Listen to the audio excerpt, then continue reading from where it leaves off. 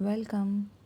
Today we're going to paint a couple of birds with a couple of fruits. And as always, before we begin painting, we begin with an intention. Today's intention is simple: to be present and to remain in silence as we create this beautiful picture. We will start by tracing the reference picture. What I have is taken from I am starting to lay down the outline of the bird and the outline of the pomegranate, making sure the entire outline fits inside my A4 watercolor sheet. Honestly, I have taken some breaks and I have finished the outline with details. The basic palette you have in your watercolors will just do for this painting. Let's begin. Let's paint the pomegranates first. We'll start with a very light wash. Use diluted warm reds. Here I've had a crimson rose, so I'm going with that. You can use perhaps a soft orange red or crimson in your palette. Leave tiny white areas necessary where light may touch the fruit. This creates a freshness later. And I'm dropping a little bit of orange in order to have a blend and warmth. We don't have to blend anything aggressively because since it's the first layer and it's very wet, the hue naturally merges.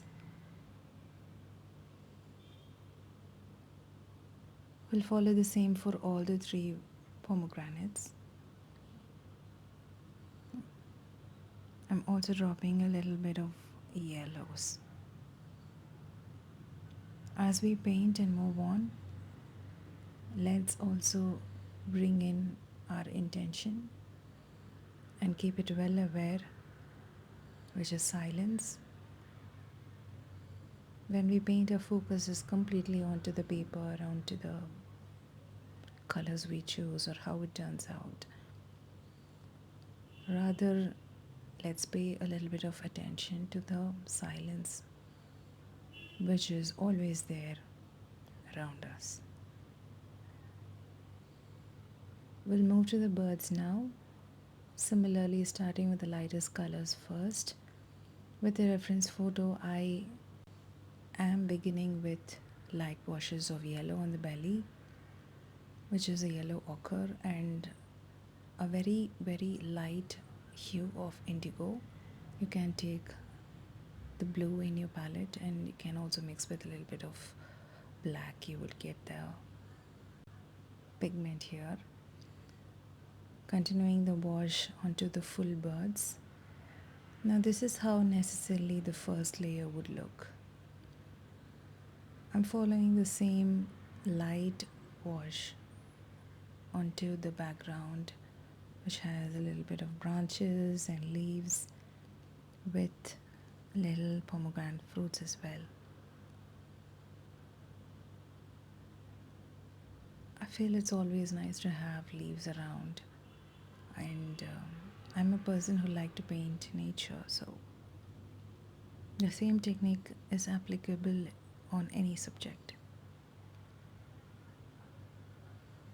And as we paint the first layer for the leaves as well, you can drop in a little bit of browns in order to show the shade, leave a little bit of whites, or you can mix a little bit of violet in order to show some natural shadows.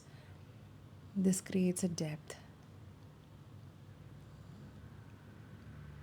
What I'm using is sap green from my palette. You can use any type of green you have.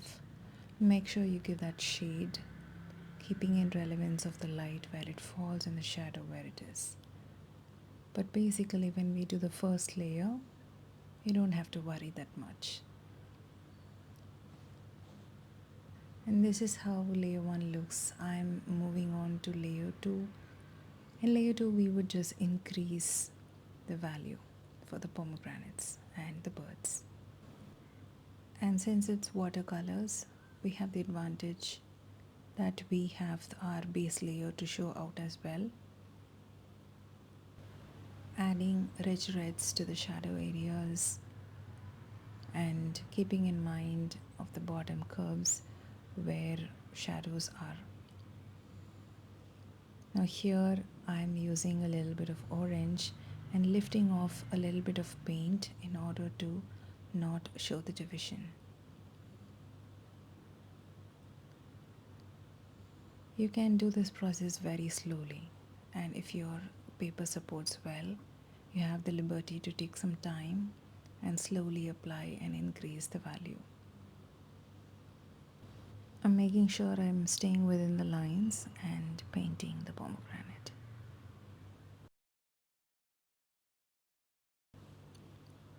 Whenever I paint, I do have a reference picture, yes, but I mostly get lost in my own color mixing and how it turns out. I like to blend a lot of colors. At the end, I'm not even sure about how many colors and hues I've used in the subject. It happens for most of us, but that's okay. I want to drop more reds on the side of the pomegranate, which I feel there is a lot of shadows, and I want to show some highlights, and I'm dropping really increased values of red. Also trying to apply a little bit of texture and also to maintain crisp edges. I'm continuing the same with the other pomegranate. It's a very nice fruit for us to learn and merge colors. And I'm dropping in a little bit of violet here in order to showcase the shadows. I'm not focused on the type of colors and the hues. Rather, I'm only into how it will merge on paper. So feel free to use your choice of colors here. So this is how the bird is going to turn out. We've completed one and we are moving to the other one.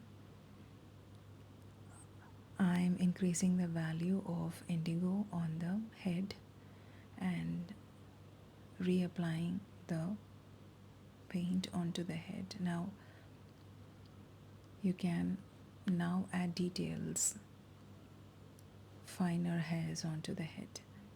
So I'm comparatively using a slightly thinner brush here. And this is where you've got to really slow down, observe your painting quietly, adding that feather texture onto your bird, really keeping your brush strokes in line where the feathers are. I really can't contain myself. I thought I'll add some more shadows onto the pomegranate, and here I'm clearly dropping a lot of violet onto the base of the pomegranate, and also at the same time trying to add some texture onto the surface. I'm considering this to be the final layer for the pomegranate, and trying to add details slowly and finer as possible, adding a little bit of reds to show off the texture on the pomegranate, and also leaving the lighter shades where the fruit has a little bit of light, and not to show the fruit very flat. Continuing with the bird, I use a finer thin brush to add feathers and increasing the value of the same blue indigo and really focusing on the alignment of the feathers. And this is where you will need a lot of patience to complete the work, and I'll have an opportunity to get present to the intention which we created earlier, which is silence. And the reason for setting up an intention is, I personally believe if we set an intention to each and every work we do, we really can be aware of it and bring that into our life. And be it any part of life situation we are in, if we could bring the same presence of silence everywhere, I think we can have a very calmer and peaceful mind. So, practicing that intention while we are painting, now I've given a whole layer of glazing onto the birds and the pomegranate, just increasing the value of the painting. Adding a finer details to the bottom feathers and really taking a look at what we have created today. It's just an hour every day, but it really changes your life. Bring art as a consistent practice in your life, 1 hour every day. And thank you for painting with me today. Until then, practice silence when you paint, and I'll see you in the next video. This is Chandni. Thank you.